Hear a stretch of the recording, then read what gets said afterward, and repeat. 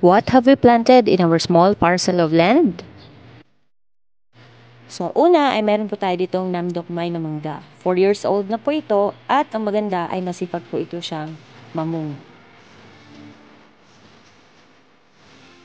Ito naman ay ang aming Magallanes na pomelo. Ito ay lemon na 1 year pa lang since na transplant.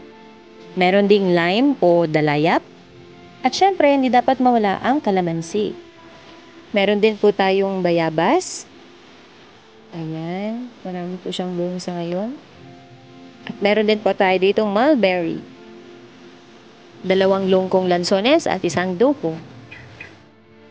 And our thriving buko pandan. S2 na rambutan. Siyempre, papaya para sa tinola. 2 puno ng sweet aboyong langka. Of course, saging. 1-year-old sweet guyabano. And introducing our very masipag na tatay, Tatay Alan Ray Villanueva.